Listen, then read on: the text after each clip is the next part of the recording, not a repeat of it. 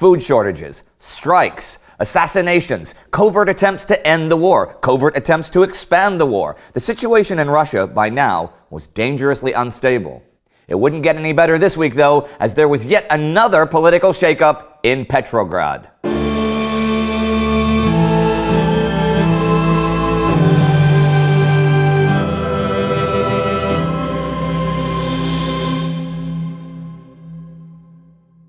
I'm Indy Nidell. Welcome to the Great War.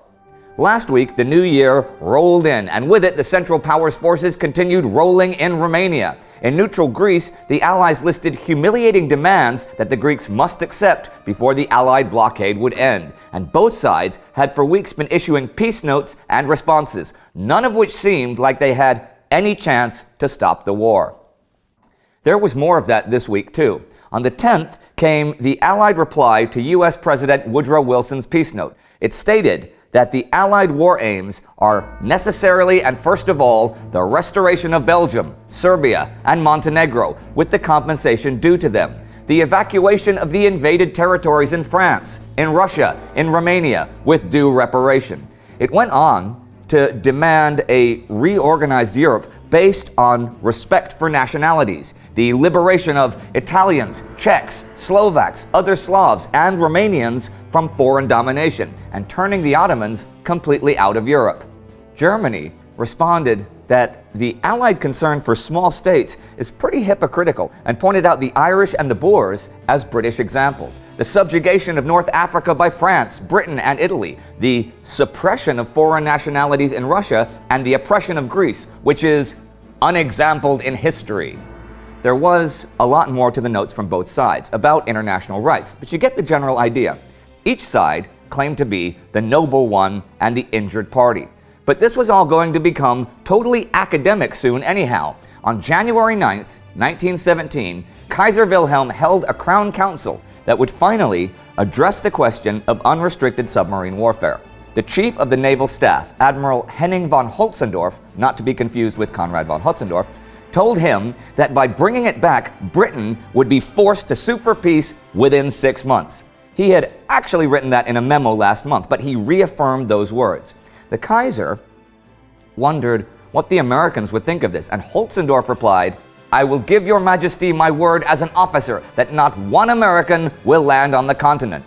German Chancellor Theobald von Bethmann-Hollweg had always been against the move, as he still was, since he believed it would in fact bring America into the war. But with all the military against him, he withdrew his opposition. The Kaiser gave the green light. Submarine warfare against all shipping, whatever flag it flew, whatever cargo it carried, would begin February 1st. Got to point out here that the reason this discussion was coming now and not last fall was Denmark. Yep, Denmark, remember them? Germany had been stretched so thin with sending so many troops to Romania that if they had begun unrestricted submarine warfare in October or November and had sunk a bunch of neutral Danish ships, the Danish army could have taken Berlin in a couple of afternoons with little or no opposition. It was only now that Romania had been dealt with that the issue could again be raised. And speaking of Romania being dealt with, that campaign was still in its later stages. Cossack cavalry and Romanian infantry were fiercely fighting off the German Alpenkorps and Austrian mountain brigades this week as they slowly advanced, 1,000 meters high on the Magura-Odobesti Massif, west of Focșani. On the 6th, the detachment Rommel took Height 617, which proved to be the key to taking the massif. They carried heavy machine guns up the heights on their backs since pack animals couldn't make it. To the southeast, the Central Powers advanced on the Putna and Sereth rivers. The Russians attacked, though, on the 6th, opening a gap southeast of Focșani. The next day, the Germans not only plugged that hole, but drove the Russians back across the Sereth. By January 10th, with his men on one side of the Putna-Sereth River and the Russians on the other, German General Erich von Falkenhayn issued orders to adopt a static defense. The Romanian campaign had come to an end for now. This winter, there were 3 Russian armies numbering 40 divisions in Romania. These troops took over most of the front lines and had their own static defense opposite the Germans. This allowed the French military mission to Romania to make plans to re-equip and retrain the Romanian army over the spring of 1917. Romania could maybe make up a force of 15 divisions, but it would take months to put them together. And of course, some of them had to remain on the front lines. So 6 divisions under General Alexandru Averescu would stay in the Eastern Carpathians and carry out operations there, while the other 9 would either train in Romanian Moldavia or provide relief for Averescu.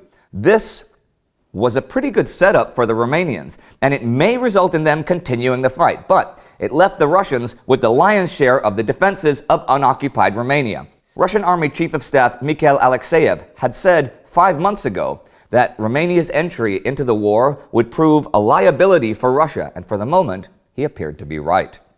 Since August, the Romanians had lost over 73,000 men killed, 147,000 captured, and around 90,000 missing in action. I'm not really sure of the number of the wounded, unfortunately. The campaign that many had believed would restart the Brusilov offensive and bring down the Central Powers had pretty much had the opposite effect. Russia had been forced to send so many troops down to Romania to guard the Russian flank that all Russian offensive movement on the Eastern Front had stopped. The Central Powers had gained over 2 million tons of Romanian grain, 250,000 head of livestock, 200,000 tons of timber, and Romania's oil output, which was around 1 million tons a year. Considering that this winter was the worst of the war, known in Germany as the turnip winter since the potato harvest had failed, and many people in Central Europe were actually starving to death, there are sources that question whether Germany and Austria-Hungary would have been able to even continue the war without this bounty. They'd also need the will to continue it, of course, and morale was dropping everywhere. Like on the Western Front this week, which had been fairly quiet since the end of the Battle of Verdun last month. But on the 10th, British troops attacked the German lines north of Beaumont-Hamel. Now, rain and sleet had been falling for days, and the battlefield was made up pretty much of swamps and tiny lakes. The British penetrated the German positions half a kilometer, taking 120 cold, wet, miserable German prisoners, a larger number than the British raiding party itself. The next day, in snow up to their knees, the British took another trench there, and the majority of the Germans did not even put up a fight, but surrendered at once. Around another 180 prisoners were taken.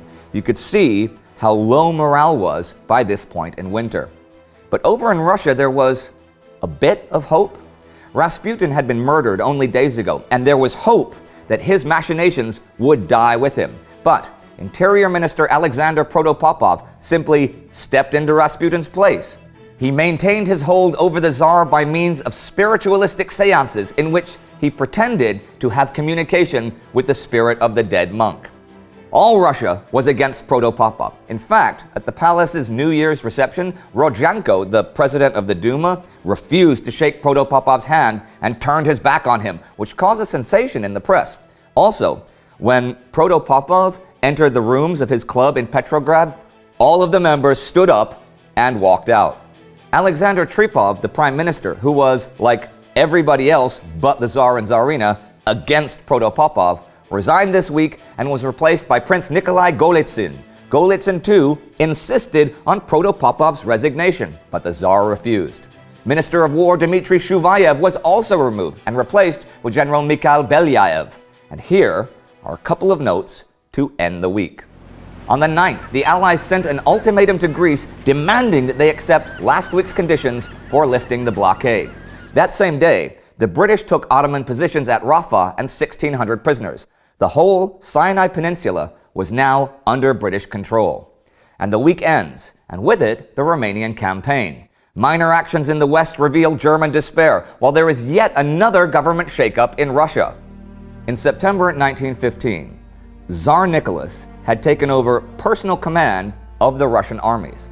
After that, the Tsarina had assumed more and more control of internal affairs in Russia. In the nearly 16 months of what some call the Tsarina's rule, there have been 4 prime ministers, 3 foreign ministers, 3 ministers of war, and 5 ministers of the interior. People called this ministerial leapfrog. It repeatedly removed competent men from power and didn't give anyone a chance to really master their job. The internal disorganization that had resulted by this time was staggering, and it was being intentionally fanned by the one man who kept his job, Alexander Protopopov. Dark times lay ahead. If you'd like to see a special about one of Russia's most capable generals, you can click right here for our episode about General Brusilov. Our Patreon supporter of the week is AJ Johnson. Thanks to AJ and the other Patreons, we can make better animations, go on the road, and do all kinds of cool stuff to make this channel ever better. Do not forget to subscribe. See you next time.